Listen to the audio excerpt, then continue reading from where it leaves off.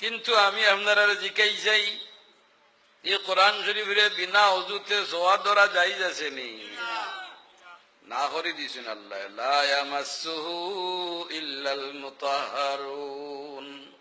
তুমি তাই নি কোরআন রে বিনা পাক হইয়া সইতে পারো না, নিষেধ। অত দামি এই কোরআন শরীফ বিনা অজুতে সোয়া জায়েজ নাই।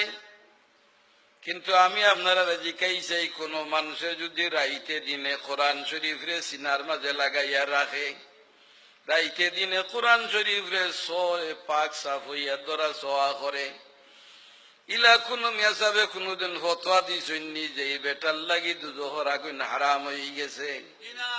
মাতো সেও কইছে নি আপত্তি শুনছ না? না কেউ হইছে না, তুমি তাই গেলে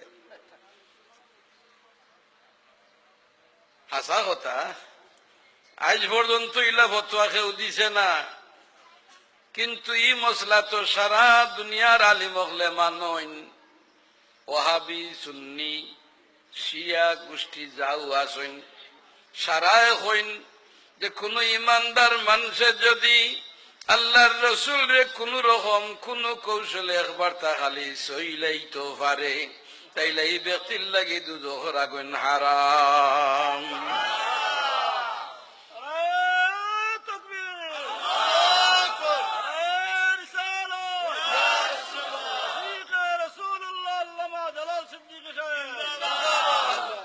আমি দেখাইতাম চাইয়ার, আমি এর লাগে কোরআন শরীফের দাম কমাইতাম চাইয়ার না। কোরআন শরীফের দাম ও পরিমাণ বেশি যে আপনি দুনিয়ার জমিন বইয়া কোরআন শরীফ তিলাওয়াত করবা, আর এই তিলাওয়াতের কারণে আল্লাহর রহমতের আসমান তাকে টানিয়া জমিন লামাইলাই। কিন্তু এই কোরআন শরীফ সোয়া দেওয়ার কারণে দুজোহর আগুন তো হারাম হইল না, তাইনি? কিন্তু আমার নবীরে যদি কোন ইমানদার একবার তা সইলায়, তাইলে দুজোহর আগুন তাকে বাঁচি যায়। সুবহান।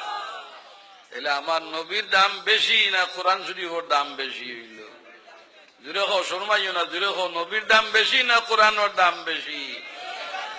কোরআন শরীফের দাম তো এমনিতে বহুত বেশি, তার চাইতেও বেশি দামি হইল আপনার নবী, আমার নবী মুহাম্মদুর রাসূলুল্লাহ সাল্লাল্লাহু আলাইহি ওয়াসাল্লাম।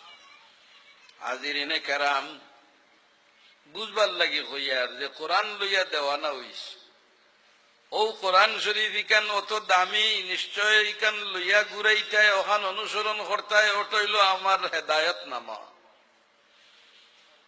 কিন্তু এই কোরআন শরীফ যদি বুঝতে চাও, তে নবী ছাড়া বুঝবাই কিলা? পরবর্তীকারে আলমে এই কোরআন শরীফের উস্তাদ বানাইয়া দিছেন মুহাম্মদুর রাসূলুল্লাহ সাল্লাল্লাহু আলাইহি ওয়াসাল্লাম। ইকান বুঝতে হইলে উস্তাদর কাছে যাওয়া লাগবে।